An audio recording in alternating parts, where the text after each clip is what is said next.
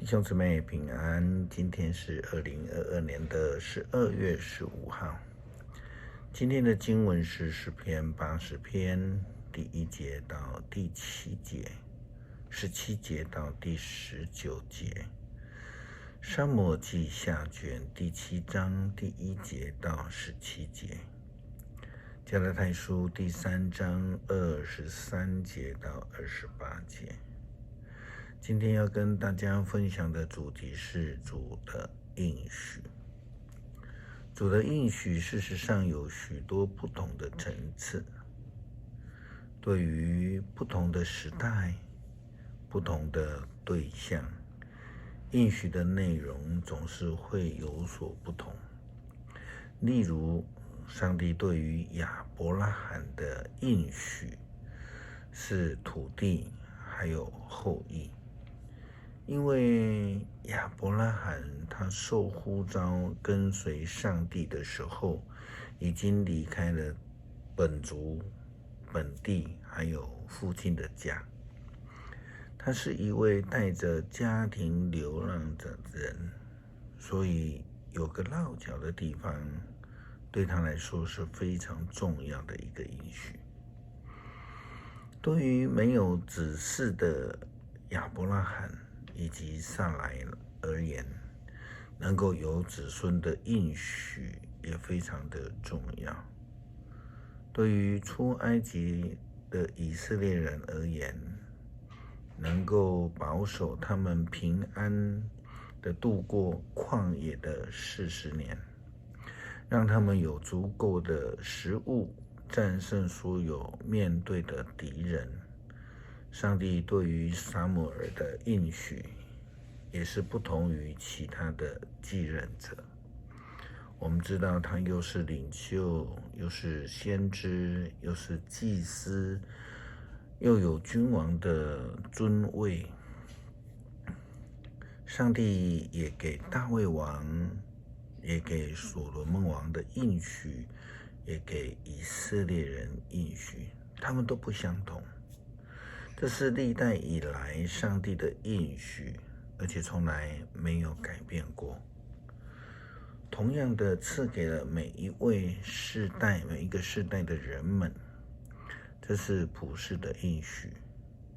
但是上帝却设了一个条件，就如同耶稣基督告诉跟随者说：寻找就必寻见，接受就必得着。因为这样的救恩应许是要赏赐给所有的人的。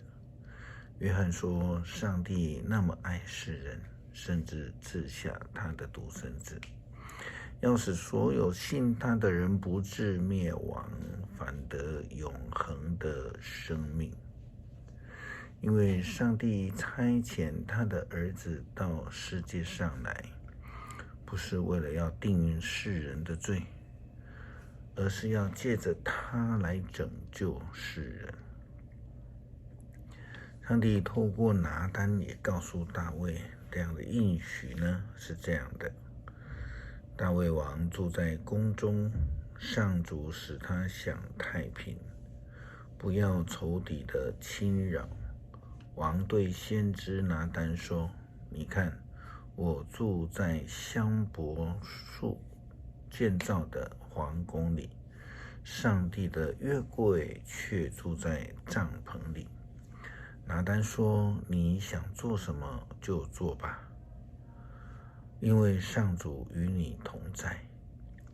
但是当夜上主就对拿单说：去告诉我的仆人大卫，我上主这样说：你不是建造殿宇给我的人，自从我救以色列人民脱离埃及直到现在，我没有住过殿宇，我一直住在帐篷里，到处移动。在我与以色列人一起漂泊的年日里，我从来没有问过我所招来牧养我子民的领袖，为什么不替我造一座香柏木的殿宇？因此你要告诉我的仆人大卫，我上主万军的统帅这样说：你要在田野放羊，我把你召出来，立你做我子民以色列的王。无论到什么地方，我都与你同在。我击败了你所有的仇敌，我要使你跟世界最伟大的君王齐名。我为我的子民以色列选了一个地方，把他们安顿在那里，使他们不再受压迫。自从他们住进这块土地，他们不断地被强暴的人攻击，但这种事不会再发生了。我要使你享太平，不被任何仇敌侵扰，也要赐给你的后裔。上帝应许大卫要赐给他一个国家，并且让他与世界最伟大的国家君王来齐名，得享太平，不再被任何仇敌来干扰。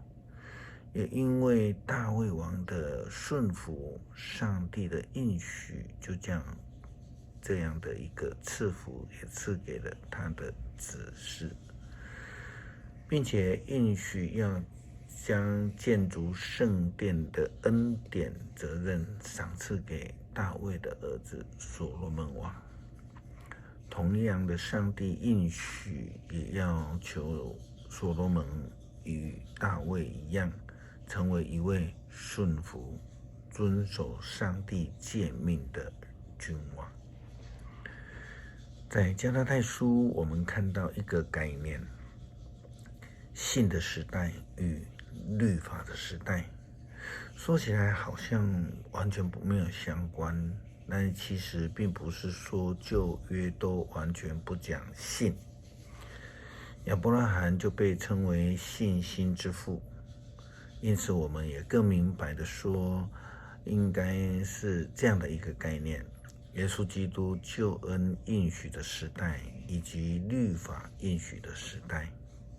过去他们试图用律法来帮助以色列人走在上帝的道路上，但是因为以色列人总是软弱，总是离开上帝，杀了上帝的仆人先知们，因此上帝就将救恩的应许借着耶稣基督来赐给世人，这包括以色列人，更是要赐给外邦人。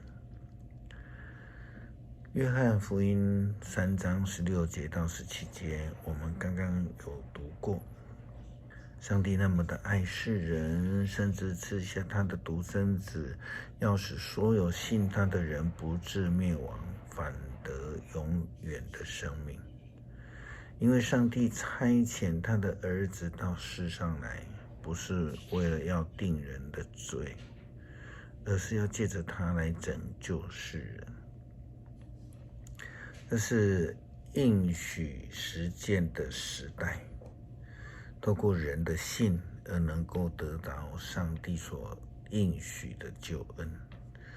加拉太书也这样说，这样法律成为我们的监护人，指引我们归向基督，目的是要使我们因信得以跟上帝有合一的关系。既然现在是信的时代，法律就不再监护我们了。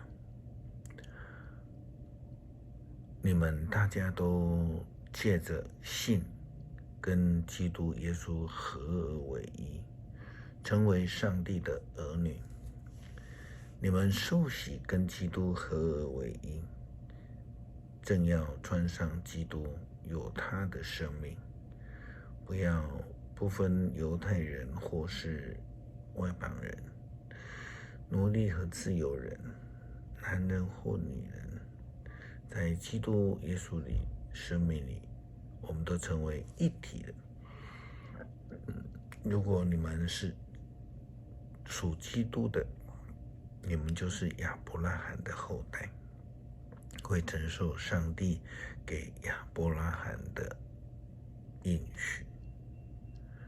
诗篇第80篇第1节到第7节，17到19节。以色列的牧者啊，你领的约瑟的后代，如同领羊群一样。求你垂听我们坐在基路伯的宝座上的主啊，求你发出光来，在以法莲、便雅悯、马拿西面前，求你彰显你的大能，求你来救我们，上帝啊，求你复兴我们，求你显示慈爱，我们就能够得救。主上帝万军的统帅啊，你不把你子民的祷告要到几时呢？你使我们拿眼泪当饭吃，给我们喝一大杯泪水。你让邻国在我们的领土上征战，我们的仇敌被任意愚弄我们。上帝万军的统帅，求你复兴我们，求你显示慈爱，我们就能够得救。求你庇护你所建立的国家，保护你自己所拣选的子民，我们绝对不会再背离你，让我们存活，我们就颂赞你。主上帝万军的统帅啊，求你复兴我们，求你显示慈爱，我们就能够得救。感谢主应许保守我们，你以慈爱来带我们，呼召拣选我们来跟随你。恳求主帮助我们紧紧的跟随，时时的提醒我们能够回到正轨。感谢祷告，奉主耶稣基督的圣名求，阿们。